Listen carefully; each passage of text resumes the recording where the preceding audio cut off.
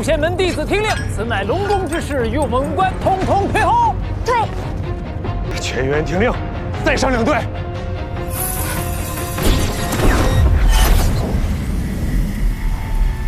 啊！混元金斗，莫非是通天圣人的高足，截教门下第一三仙岛玉金宫的云霄仙子？云霄仙子。 你认识啊？有点熟。好仙子，可把你给盼来了。云霄贸然来访，没有扰了龙王清梦吧？哪里呀！天骄下界，必属蓬荜生辉呀。素知这龙宫多宝，云霄斗胆，想向龙王借一件宝物。好啊，都省你的芳龄了，想拿什么，无有不允。来人，带仙子去宝莲厅里，让他自己随便挑。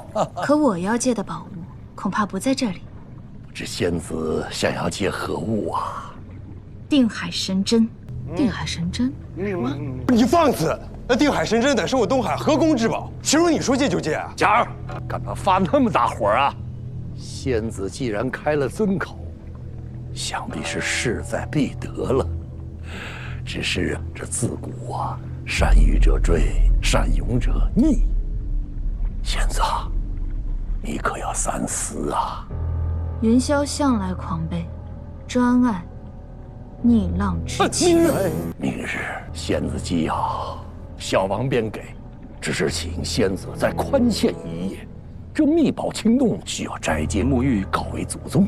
明天一早便将宝物奉上，如何呀？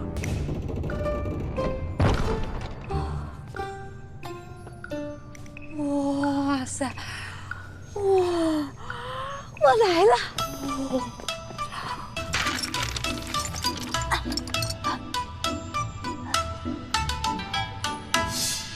放下来，放下来！有贼！原来是仙子啊！辛苦仙子，要不是仙子在场，就被这个小贼钻了空子。举手之劳罢了。仙子，受惊了，这里完全可以交给末将。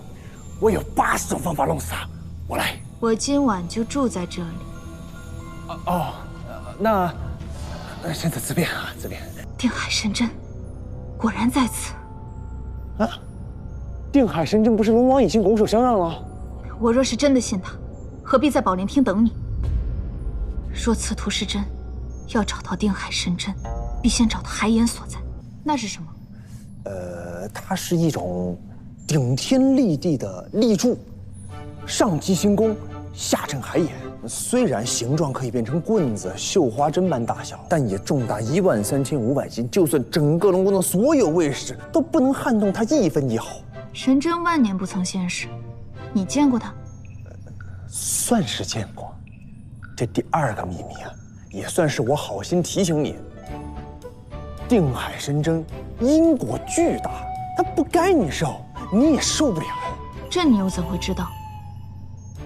拿到这定海神针之人，会与天界为敌，再被那炉火炼制749天，还要被那大山压住500年。就这因果，你受得了？受不受得住？试过便知。仙子，你先别急，这还有第3个秘密。有一个办法，你可以不用经历这些因果，也能拿到定海神针。你说，再等1000年。 1000年之后，有一位大仙会路过此地，拿走定海神针，他会与天界为敌，大战天兵，然后才会被那大山压住500年之久。等他被压着的时候，你再去找他，把那定海神针抢过来，岂不万事大吉？这大仙又是如何取得神针？缩小放耳朵里。他是何人？他不是人，是只猴子。他从哪儿来？石头里蹦出来的。 定海神针果然在此，这小混蛋总算说了一句实话。混元金斗竟撼动不了此物。仙子，手下留情了，危险！仙子，我东海的海眼罪气太重了，唯有定海神针方可镇压呀。那就是不答应。当年玄都大法师设下这定海神针镇压东海海眼，大法师的法力。哇，谁对我？是如此惊心动魄的师兄历险记，你就这个反应？听起来一点也不惊心动魄。明明一切尽在掌握之中，一点悬念都没有。好，既然你这么说，随堂测验。还有考试啊？请问，若是元清得逞挟持了玄雅师妹，她回到师门当中，她该如何解释？如何解释？师兄公布正确答案吧。元清虽然嘴硬没说，但若是破天峰少了这一棵仙苗，受益的肯定不只是外人。元清心思深沉，敢如此做派，背后必定另有其人。蒯司说的没错，算你聪明一次。蒯司权欲熏心，立志上位。若是元清得逞，破天峰自然颓势，那仙灵峰趁机上位，一家独大。到时候不是蒯司想怎么解释就怎么解释吗？但是他们没有想到啊，这局里面多了一个师兄你呀。那我再请问，元清把他的暗器吹得如此天花乱坠，那为什么师兄安然无恙呢？对啊，怎么对师兄没有作用呢？师兄告诉过你，藏好的底牌不能被别人看见，一次曝光10倍风险。其实早在3年前他就用过一次。也许是他忘了，又也许他根本没把那些师弟当人。元满死得太奇怪，体内的玄关道基被捣了个稀巴烂。我找了半天，才在颈侧脉络间找到一枚针点，坐实了猜想：仙灵峰上藏有一种险恶的暗器。消失的针。师兄翻遍了许多书籍，才在一个记录了上古妖物的书籍当中找到了此物，名为文虚针。此物乃是血海血纹独有的暗器，遇血即化，轻则损毁道基，重则杀人于无形。若不是元清自杀失败，让我捡到了此物，我到现在都还不知道这份暗器究竟是什么。这么凶险的暗器，师兄你怎么防住的？那是因为师兄有他。他？这是师兄独门炼制，名为石头剂。服用之后可以让服用者皮肤坚硬如铁，维持2个时辰。2个时辰啊？那师兄你怎么知道他什么时候会扎你？师兄当然不知道，所以在这3年期间，师兄每过2个时辰都会服用一次。什么在响？闹钟。哇，师兄，你实在是太稳健了。再问，师兄在这乱葬宝林之中遇到了一抹道韵，此人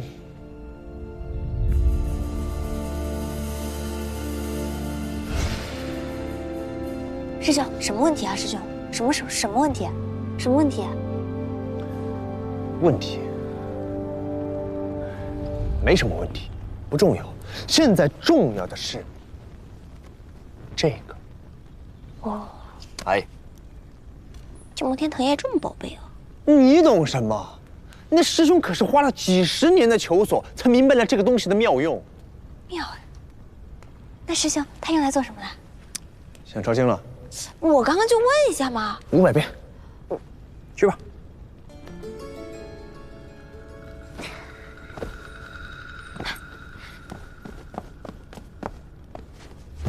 抄就抄。这摩天藤我只取走了1片，剩下的都留给那女子了，应该不会再来找我吧？她也要这摩天藤，难道也是和我一样想上天？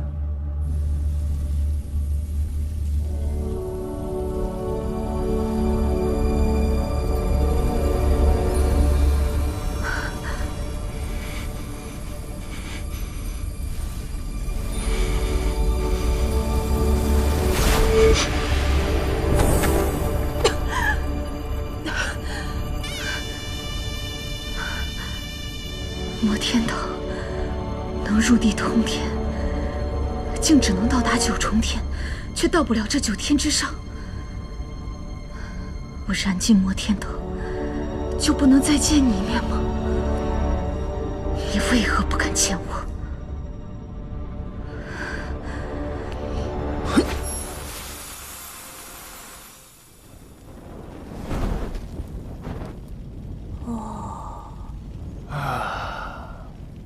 提春九变，水炼萃取，去无存精，灵效更佳呀。好复杂呀！哎呀，这玩意儿太金贵了，要是服用不当，所有的努力都会付诸东流。看这火候啊，半个时辰差不多吧。什么半个时辰啊？你们俩知不知道，除了历练大会，还有总结大会，百饭店都在催了。徒儿这就去。你这，哎，师傅，您老人家就别去凑什么热闹。那万一师兄要是被惩罚了，那歘歘的，那您看到得哭鼻子。对对，不是我，走吧。不是你们好歹给我一个座坐下呀！你们好歹让我离这个丹炉远一点呀！好热呀！扫朝峰第6代弟子99，于北周带队时贪杯游堕，错置失当，特罚禁足山中3年，不许饮酒。3年。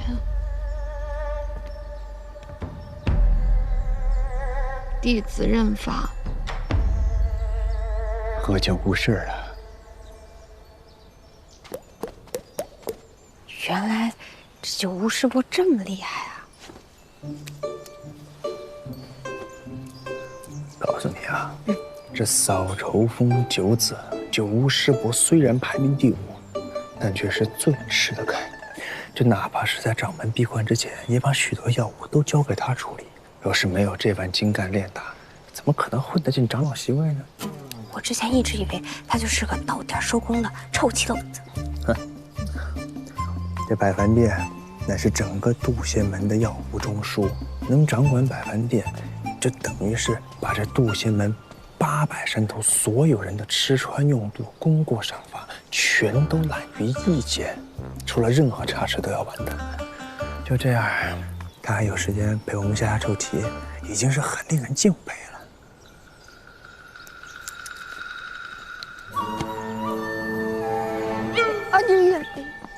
你看啊，是这样，以后再说我的时候呢，能不能把那个臭棋2字给去掉？是。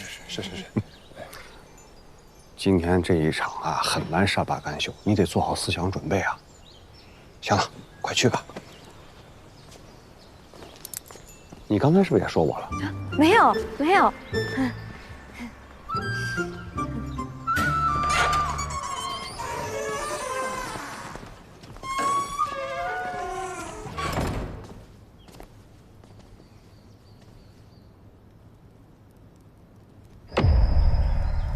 李长寿，还我爱徒命来！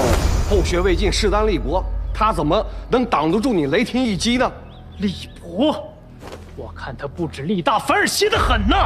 否则，元清怎会陷入他的手里？师叔饶命啊！师叔，本案始末，我徒玄雅已经禀告得一清二楚，是元清自作孽不可活。一面之词怎可轻信？谁知道是不是有情玄雅和这小子串通一气，构陷我徒儿？快司，你颠倒黑白！李长寿，想伤本座弟子，我谅你也没那个能耐。你若虚心坦言，本座绝不刁难。从实招来，有情玄雅在本案中充当了什么角色？好啊，快司，趁着掌门不在，是想给渡仙门改姓了是吧？玄雅真良方正，长寿呢安分守己，这2人绝不是好事之徒啊！若是你看走眼了呢？你快师弟，你直说，你到底想怎么处断？好，要的就是你这句。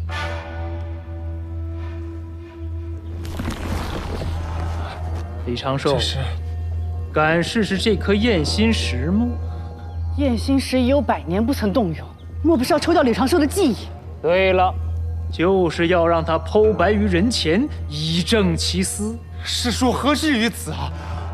验心石本就是我渡仙门审问恶徒所用。李长寿，若是你的口供与记忆不能够自洽，就要受到验心师的焚心之痛。这就有点过了。你一意孤行，百般替恶徒隐瞒，本座也是不得已而为之。动用验心石，难免会涉及到个人隐私之事。你要是长寿，在众目睽睽之下曝光每一个念头，经过盘剥考量，你让他以后该如何自处啊？是，对喽，就是要众目睽睽。你，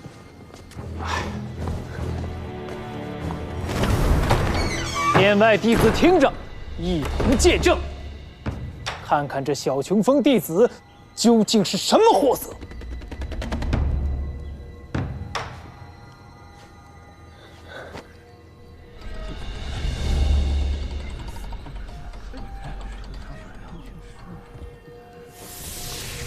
师兄，宣雅惭愧。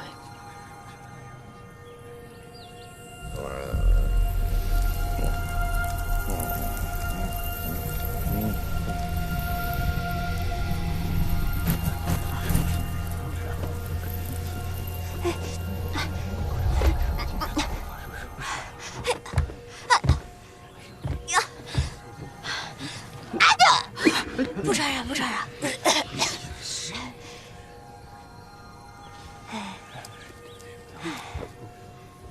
哎呀，师兄啊，师兄，你可别玩得太过火了。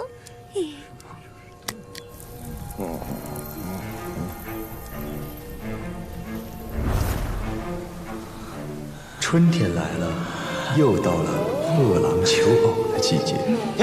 停！让你回忆，没让你吟诗啊，那是弟子当时的心声，消不掉呀。继续吧。啊。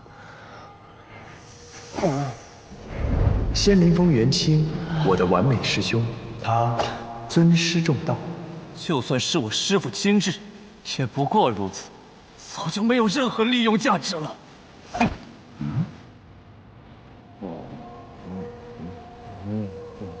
他能屈能伸，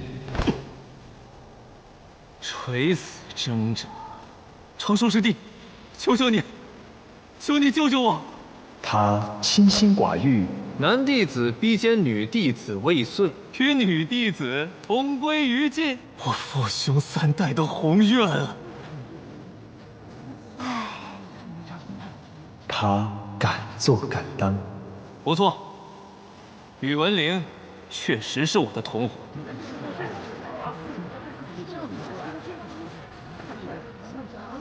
他忧国忧民，也不知玄雅如何。他若是安然无恙，你让我如何能心安？枉我还把元清当个人物，呸！知人知面不知心。小雪呀，当时真的是这个情况？原来元清的话还能这样解读。师兄见为支柱，不愧是我辈楷模。这个人也太恶心了。师姐师叔有所不知，天机间有一种超凡入圣、偷天换日的神通奇术。什么神通奇术？没听说过，说来听听。名曰蒙太奇术。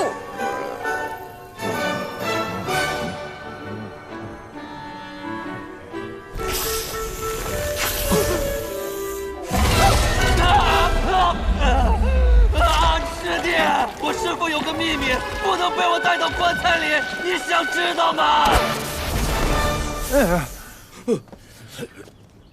孽障，死有余辜！都看什么看？都给我散了！哎呀，好了，这就很清楚了。弟子元清，自造恶业，自食恶果。反观玄雅、长寿2位师侄，危难之时，坚守本心，不止无过，反而有功啊！哎，惭愧，惭愧的很呐。想不到几日不见，司空姑娘的武功竟精进若此。那倒长得也更漂亮了。哇，过14层了，过14层了！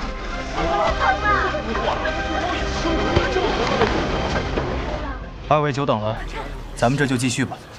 萧瑟，这两位是，看这打扮是望城山的人吧？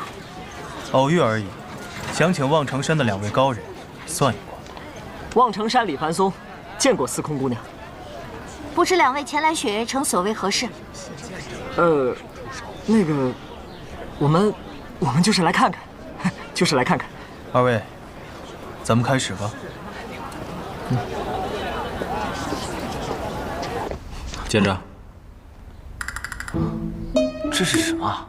这药叫做冰清水，常人服下，全身的血液都会顷刻间冻结，但对于你不同，你的火灼之术已经进入了迦楼罗境，但你的身体却难以承担。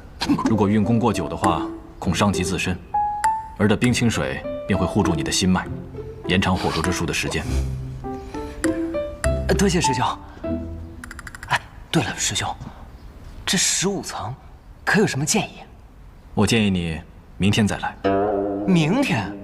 这登天阁的每一层，都是不同弟子轮流值守的，只有守阁长老在这一层，一待就是10年。哦。今日你已经很疲惫了，早些回去休息，明天再来。哎，好吧。哦，那师兄，那我能不能问一下，这15层的守阁长老是谁啊？如果你见了他，一定会觉得很亲切。啊？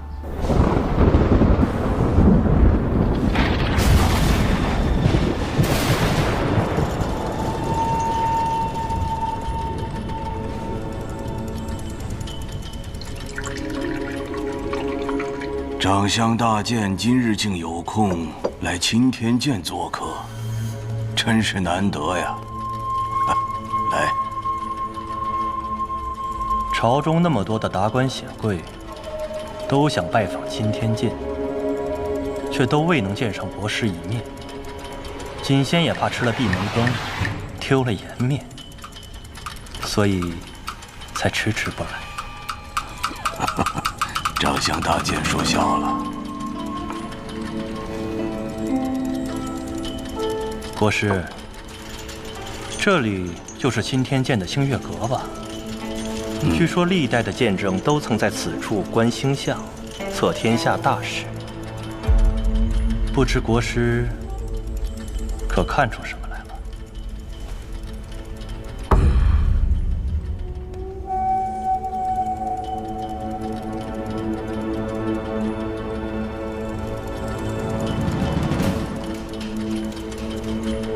明日会下雨。就这样。后天还会继续下，刮西风。3日后会放晴，但还不确定。锦仙一直以为国师是一个不苟言笑的人，没想到国师却有这样的闲情雅致。我没有开玩笑，大剑不信我说的。锦仙自然相信，只是国师应该知道，锦仙并不是问明日的天气，而是这个王朝的明日。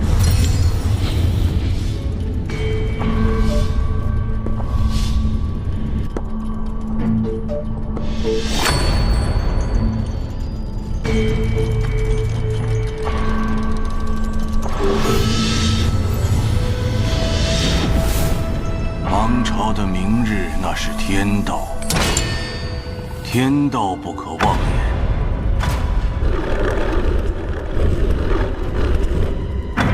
因为当你知道天道的时候，它就已经开始发生改变了。它只是一个可能性，而不是一个确定的答案。但世人想听的只是一个答案。因此，长相大剑问的那个天道，它并不存在。为何？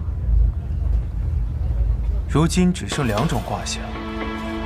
我想请问先生，若这次还是3面桃花呢？若仍是桃花，那此卦便是用九，见群龙无首。是吉还是凶？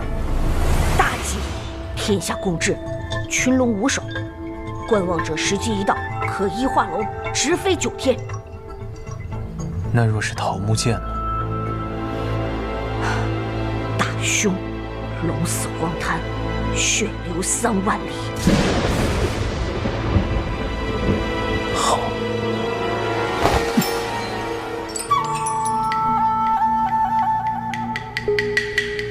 我从来不信什么天道，只信我自己。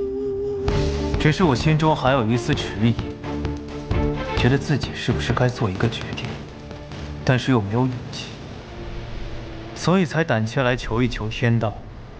但是刚才我忽然想明白了，所以这卦算不算都不重要。多谢。不客气，我也不全是为了你。毕竟，若是真折了望城山的8成天道，我还真怕那赵玉珍提家来看我奔跑呢。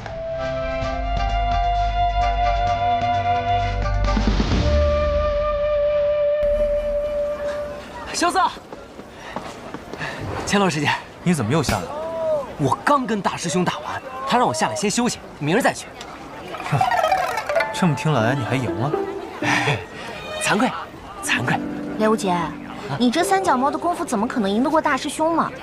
定然是他放水了，是不是？怎么会呢？大师兄说他全力以赴了的。这次先放你一马，等你入了门，我再好好跟你比试比试。不说了，先走了。比就比。行吧，就听你大师兄的话。正好我也累了，马上带你去喝一杯。哎，行。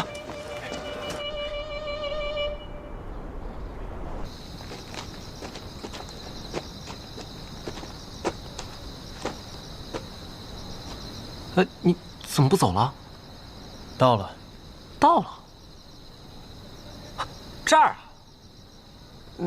那个，我身上可没有钱啊。放心吧，今晚的酒不用钱。啊？用缘分。用缘分？用缘分喝酒？东归东归，东面有君子，待客而归。你在那儿嘀嘀咕咕什么呢？这酒肆连老板都没有。这不就在那儿睡着呢？啊！这是酒肆老板？哪有酒肆老板把自己给喝醉了的？这点小酒，还喝到屋顶上去了。不过是瞎情而已。哎。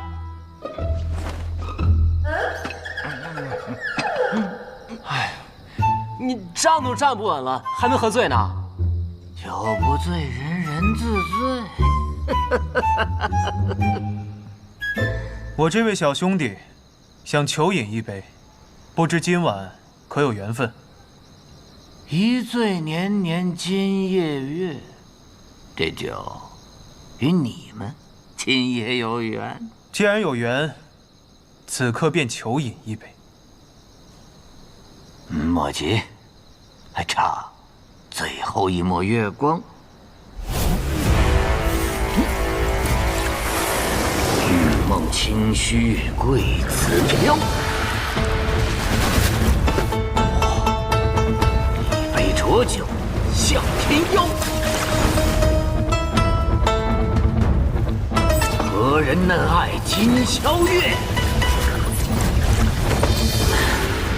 夜上楼头弄玉箫。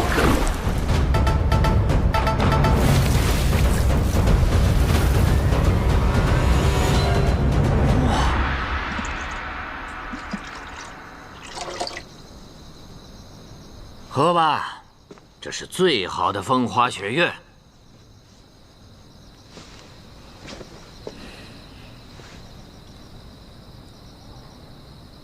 怎么样？舒凉如风，柔美如花，寂静如雪，畅凉如月。好酒能品1味，碉楼小筑的秋露白号称能品3味，我这酒能品4味否？在我看来，人间百味也不过如此了。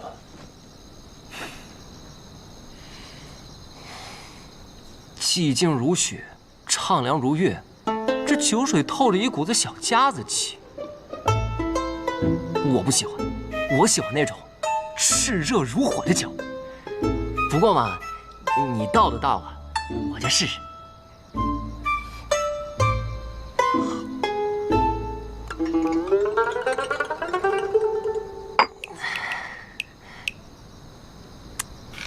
这酒，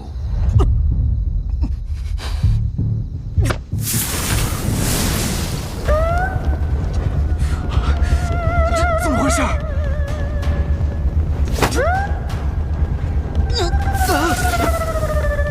感觉如何？你到底是谁？这又是什么酒？我是一个酒肆的老板，这是我的风花雪月。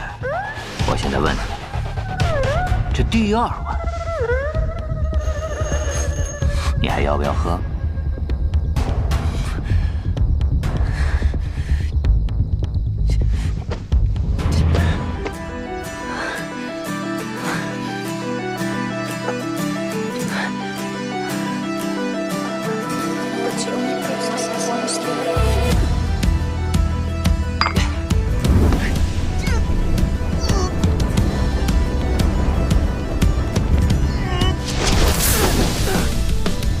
脚下无尽的水，它游过这世间的纯洁。这第3碗，你可敢喝？寻梦冰雨模糊了双眼，不顾一切向前，无法抗拒的心跳，随着呼吸改变。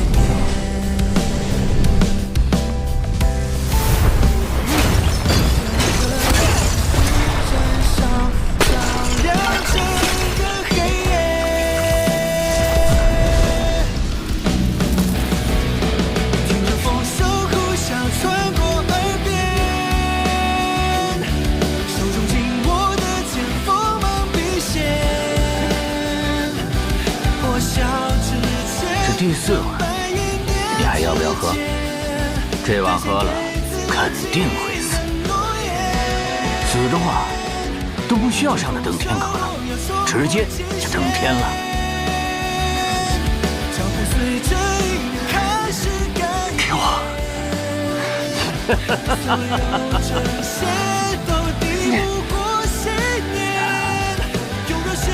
你醉了，睡吧。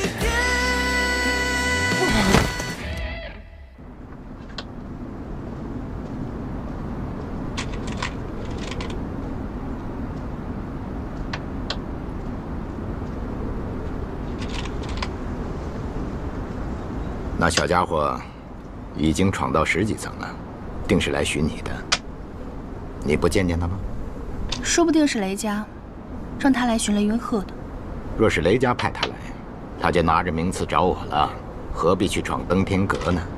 我见过那孩子，一袭红衣，和他母亲当年一模一样，只是那傻乎乎的性格是学他爹爹的。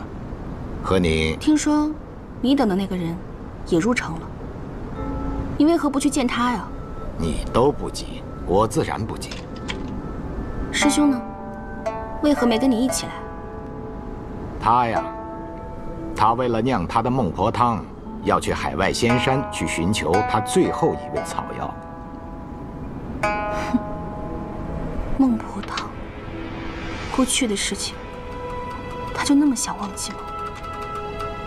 他最想忘记的，只是一件事情罢了。哎，我们正聊着雷无节，怎么一下子拐到大师兄那儿去了？哎，说真的，你真不想去见他？哎，我说你这个执拗的性子啊，真得改一改。他可是你的……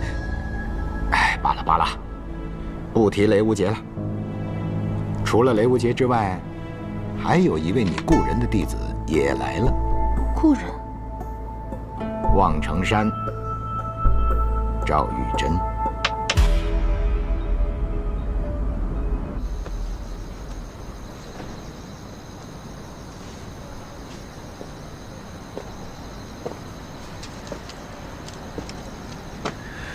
他的火灼之术已经突破了第3重境界。他若是要自己达到这重境界，至少需要3年。而如今，他仅用了3杯酒。唐莲不会无缘无故让雷无节休息。我猜这也是你的意思。你就是雪月城大城主，酒仙百里东君。以这小子的资质，最多到14层，15层那位他打不过他。 15层的应该是守阁长老，雪月城的长老。有什么好猜的？明天不就知道了？也对。这酒馆送给你了，我先走了。前辈要去哪儿？寻酒坊。前辈能酿出风花雪月这样的绝品，还需要什么酒坊？ 孟婆汤，孟婆汤，只需喝上1碗，你就会忘记所有发生过的事。等醒了，就是新的人生，多好！可惜我一直酿不出来。如果我酿出来，你也一定想喝上一杯的吧？萧楚，我叫萧瑟。 只是一名客栈的老板。那我也不是百里东君，是一家酒肆的老板。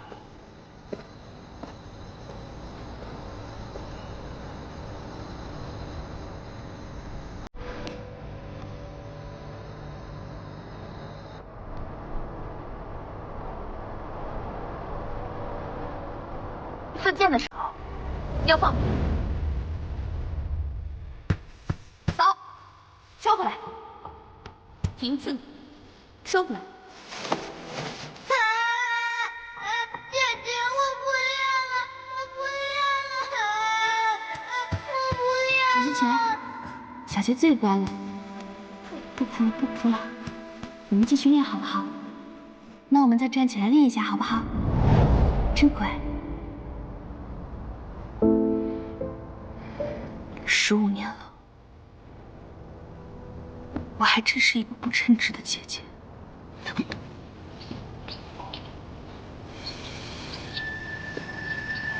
醒了。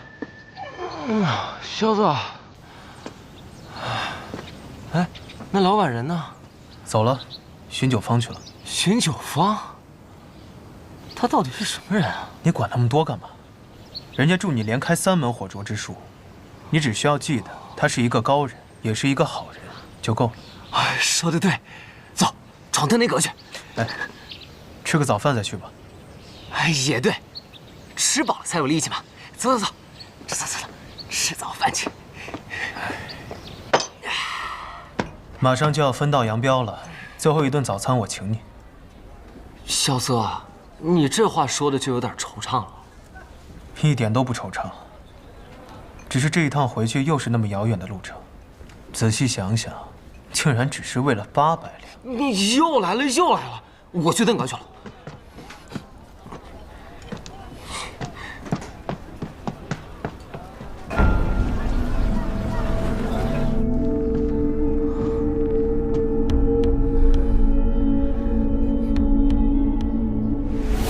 雷云鹤，我师叔雷云鹤，他怎么可能出现在雪月城，还做了守阁长老？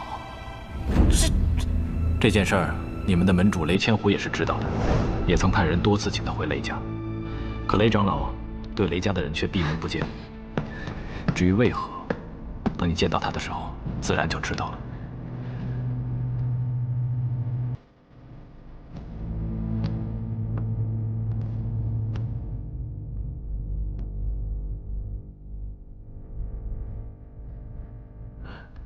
师叔，你身后背的，想必就是那把杀扑剑吧？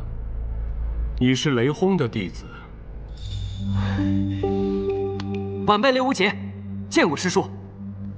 是雷轰让你来找我的，你回去告诉他，别白费力气了。师叔，我来这雪月城，不是来找您的。你是专程来气我的吗？不是。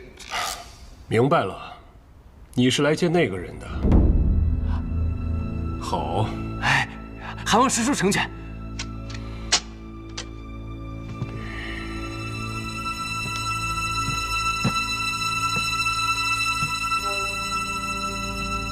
你若想见那个人，只需要赢我。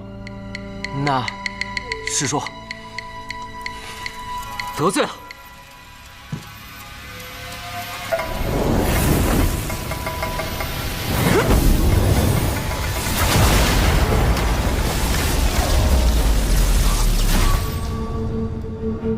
凭你这火灼之术，是过不了我这15层的。拔剑吧，让我见识一下。雷轰当年不惜违背祖训，修了什么样的剑术？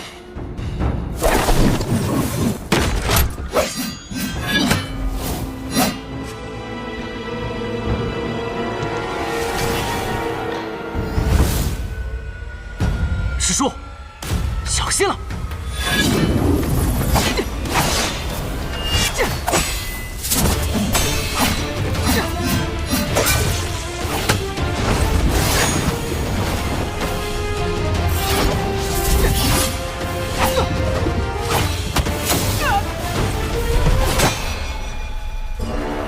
青雷尺，你输了，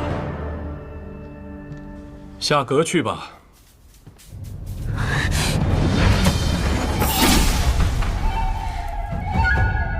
晚辈此番闯阁，有必胜的决心，还请师叔不必留手。请。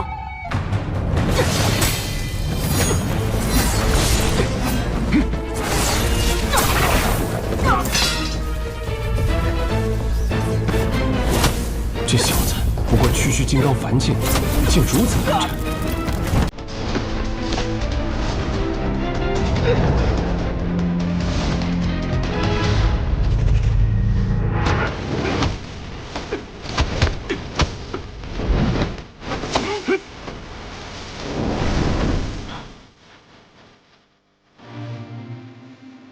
轰哥，你知道冠绝榜吗？白小堂牌那个。将来的冠绝榜上得有我雷云鹤的名字，我雷轰的名字一定排在之前。看着吧，我一定名扬天下。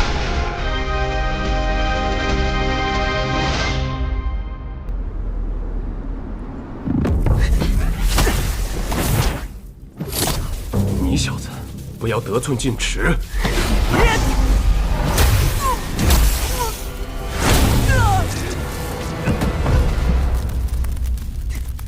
或许你在这一辈雷门年轻人当中确实是天才，可是入了江湖，有的是能顷刻间取你性命的存在，不要太自大了。这我早就明白，我一路来到雪月城，见过了数不清的高手，威震江湖的前辈，连名号都不知的神秘人，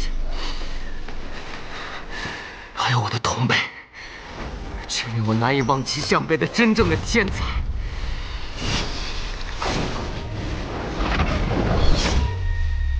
我雷无节就是一路败到这里来的，但是我输得起。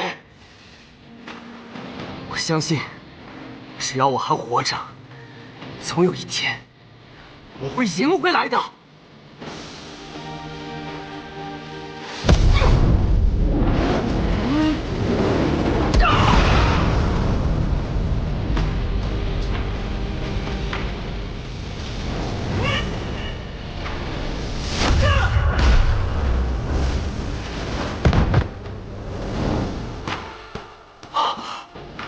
我大手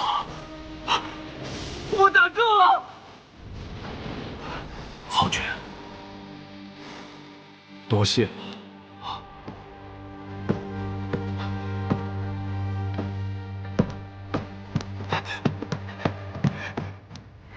师叔，你看我刚才那算是……躲开一点。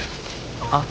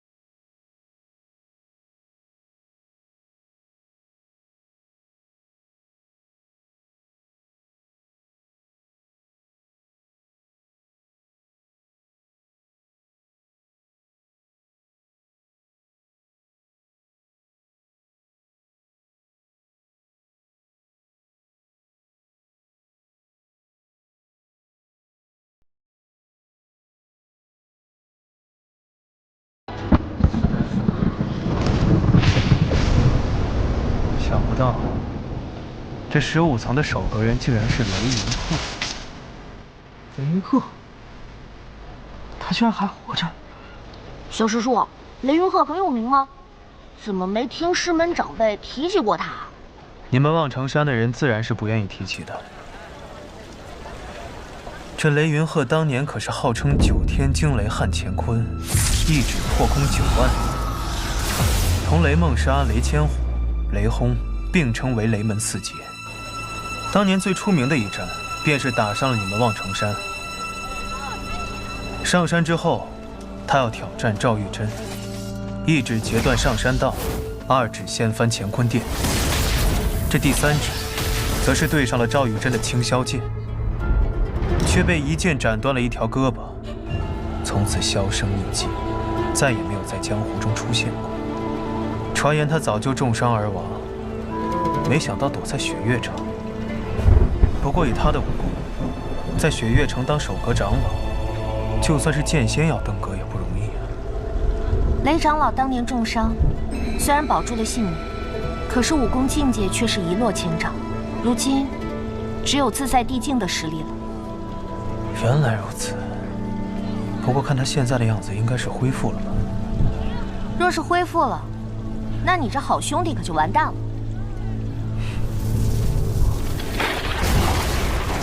哇！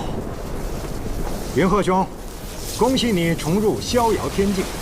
可是，这登天阁也是花了大价钱建造，还望云鹤兄手下留情啊！你这一个雷劈下去，我这登天阁可消受不起啊！我就劈了你这登天阁又如何？求你了！你小子不错。师叔谬赞了。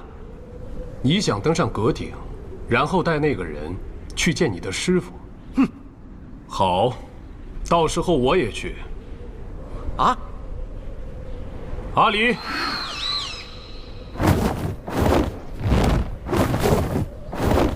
云鹤兄，如今你功力尽复，可是要回雷家了？没脸回去啊！怎么又是这句话？自己丢的脸，总得自己拾起来。再说回家的事，我曾1指破苍山，我曾2指断乾坤，我的3指却没能破去那青霄剑，还丢了一只胳膊。如今我重回逍遥天境，再去见见那青霄剑如何？你打算去望城山？阿离，我们走。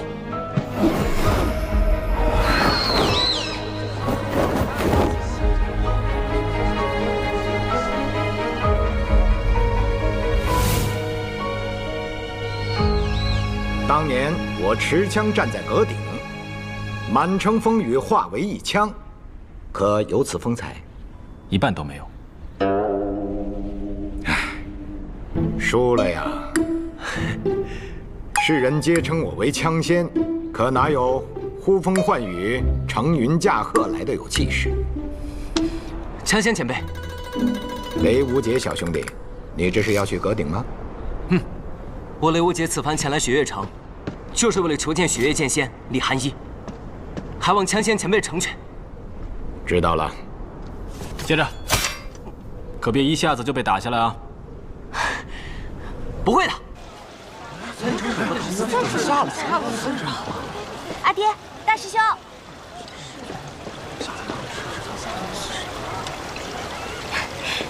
你们怎么下来了？雷无节那小子不是要上阁顶吗？他们是来找人的。闯登天阁找人？难道他们找的是？咱们就看着吧，会是一出好戏。雷家宝，雷轰座下弟子雷无节问见雪月城，求见雪月剑仙李寒一。是要求见李寒一。雷家宝，雷轰座下弟子雷无节问见雪月城，求见雪月剑仙李寒一。爹。雷家宝，雷轰座下弟子雷无节问见雪月城，求见雪月剑仙李寒一。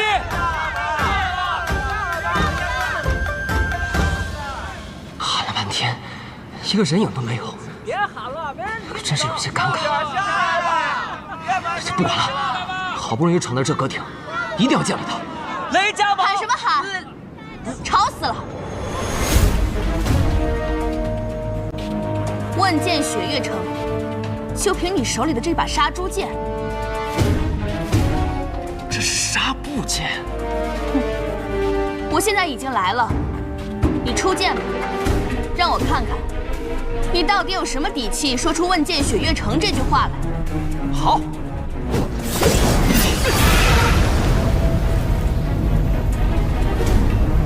这种杂耍，也拿出来丢人现眼。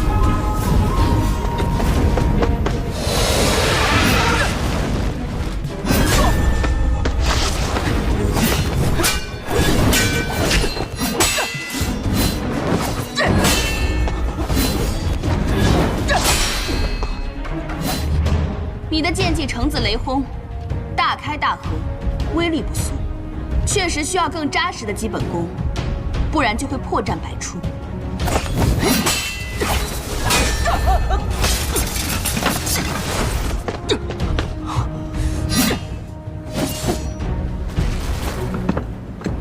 听说你学习了雷家的无方拳，还向天外天的少宗主学了另外一套拳术，再加上火灼术，2套拳法，1门秘术，你有多少心思可以放在习剑上？雷轰那个混蛋，就是这么教你的吗？师傅说了，行走江湖，艺多不压身。一派胡言！行走江湖，一人一剑，足矣。看好！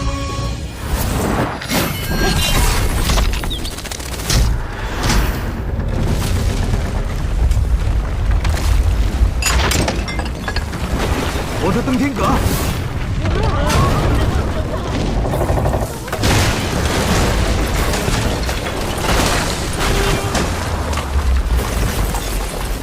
李寒一，你这个混蛋！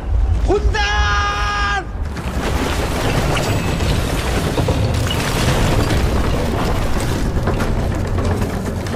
去。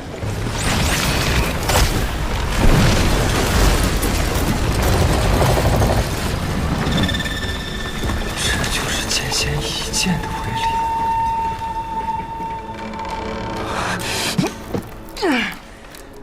喂，你还好吧？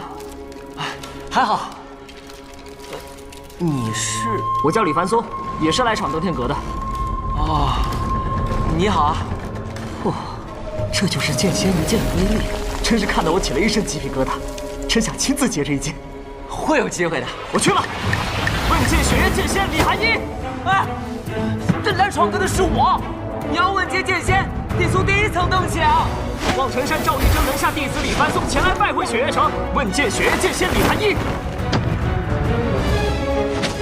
请雪月剑仙赐教。无量剑是无量剑。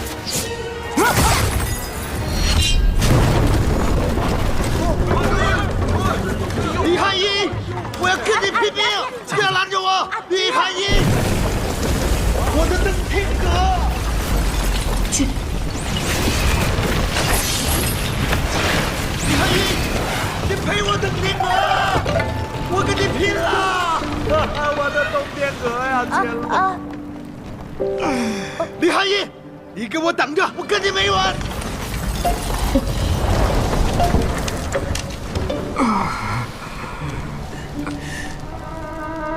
哎，胸牌可还好？